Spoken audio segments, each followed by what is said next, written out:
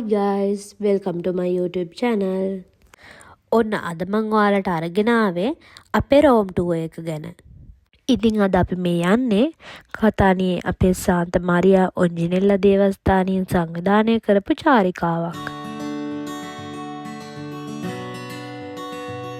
ඉතින් අද අප්‍රේල් 24 වෙනිදා පැය 9ක කාලයක් වගේ දිග මේ ගමනට අපි රෑ 8ට වගේ තමයි කතානිය වලින් පිටත් වුණේ.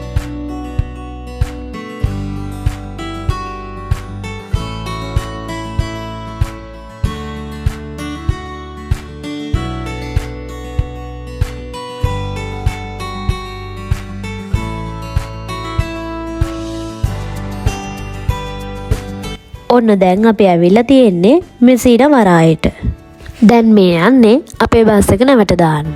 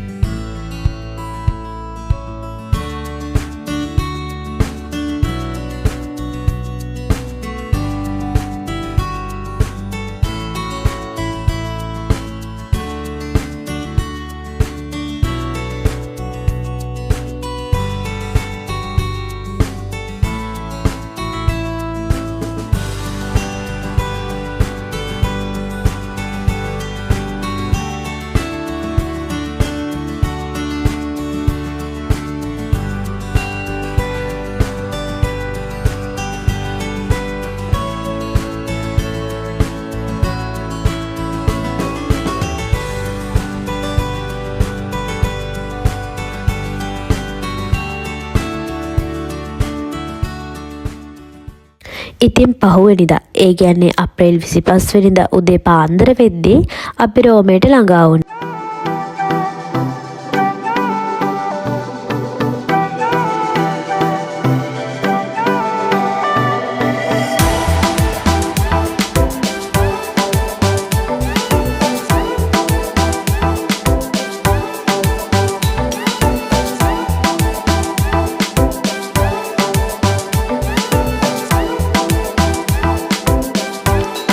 අවුතු ග්‍රිල් එකක නවත්තලා හැමෝම ෆ්‍රෙෂ්න් අප් වෙලා ආයෙමත් ගමන පටන් ගන්නයි මේ හදන්නේ.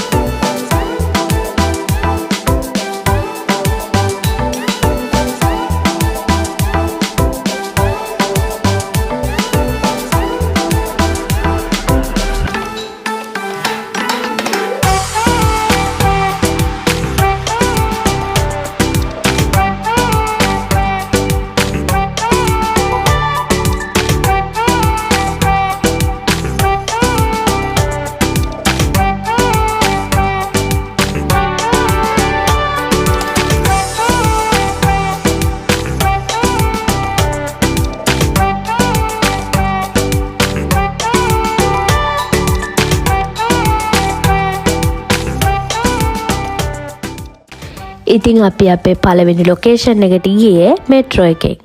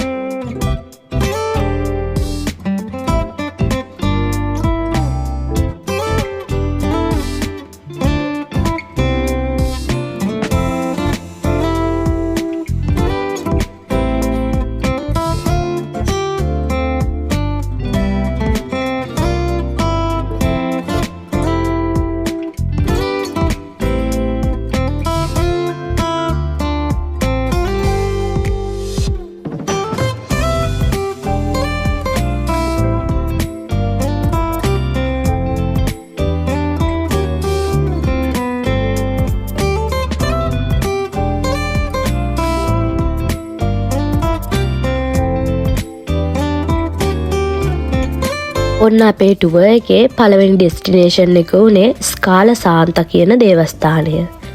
ඉතින් ඉතාලි භාෂාවෙන් ස්කාලා සාන්තා කියන්නේ ශුද්ධ පඩිපෙළ කියන අර්ථයට.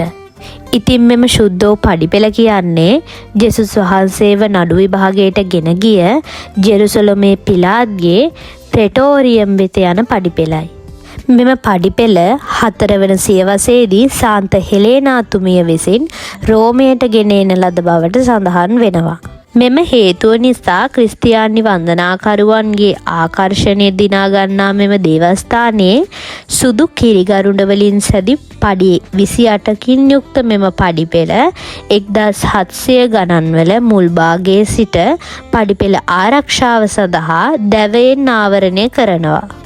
මෙහි විශේෂම කාරණාව වන්නේ මෙම පඩිපෙළ නැගිය හැක්කේ දනින් වැටි පමණයි.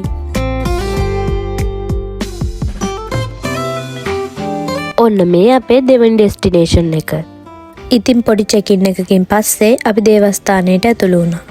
මේ දේවස්ථානයේ නම තමයි බසිලිකා ඩි සන් ජොවානි ඉන් ලතරානෝ. මෙය ආච් බැසිලිකාව ලෙසද හඳුන්වනවා. මෙය රෝමයේ පාප් බැසිලිකා 4න් පැරණිතමක වන අතර එය රෝමානු කතෝලික පල්ලියේ මව් පල්ලිය ලෙසද හඳුන්වනවා.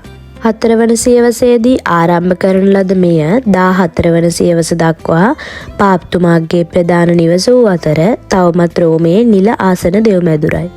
එය රෝම බිෂොප්වරයා වන පාප්තුමාගේ ආසනයද වේ.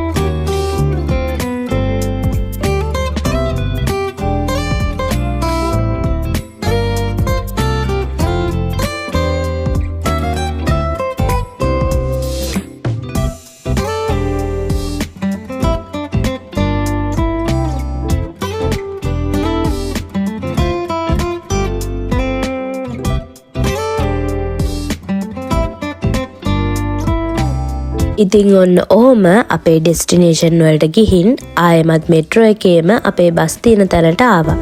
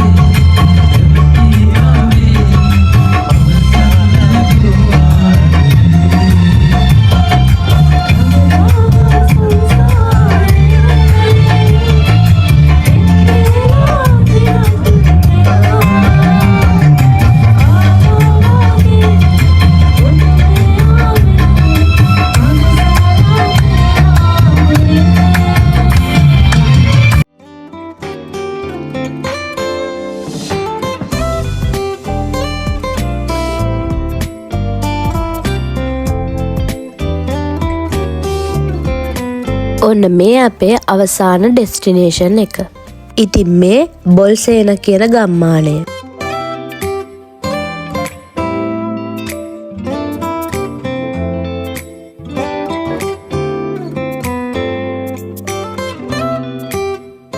මේ තමයි බසීලිකාදී සාන්ත ක්‍රිස්ටිනා කියන දේවස්ථානය. මෙම දේවස්ථානයේ ඉදිකර ඇත්තේ සාන්ත ක්‍රිස්ටිනාතුමිය කියන ප්‍රාණ පරිත්‍යාගීවරියගේ දේහය මිහිදන් කර ඇති සොහොන් බිමේ. ඉතින් මෙම දේවස්ථානයේ 1263 වර්ෂයේදී දිවස ප්‍රසාදයෙන් රුධිර වැහිරීමේ ප්‍රාතිහාරයක් සිදු වෙනවා.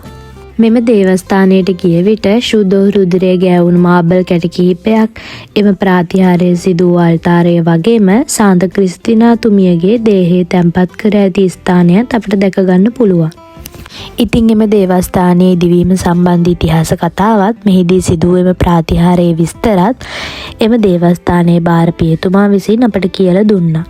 දිවස ප්‍රසාද ප්‍රාතිහාරය සිදු වූ අවස්ථාවේ අල්තාරයේ මත වූ මාබල් කැටයේ ශුද්ධ රුධිරය ගෑවුණු කොටස ජනතාවට දැක බලා ගන්න මෙලෙස කරඬුවක ප්‍රදර්ශනය කරලා තියෙනවා. ඉතින් මේ තියෙන්නේ අතීතයේ බොල්සේනා ගමේ තිබූ සොහොන් බිමක නටබුන්.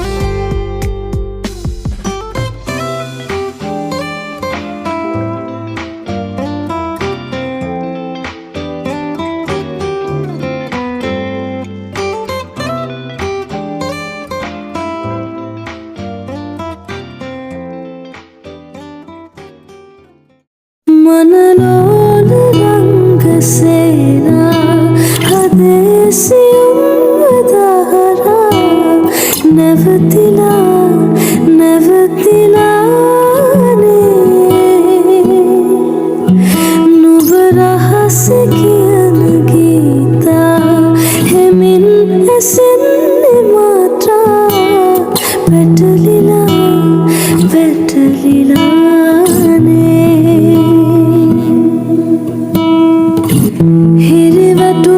සදසයා නිදිවර පුරමහා තනිවෙන්න හදවත්තෙන් හිගයි වැහිබිඳු වැටෙනවානම් සුළඟක් සැලෙනවානම් මොහොතක් තනිවී සොයමි ආදරේ. ඉතින් මෙතනින් මගේ vlog එක ඉවරයි. එහෙනම් අදට මං ගිහිල්ලා එන්නම්.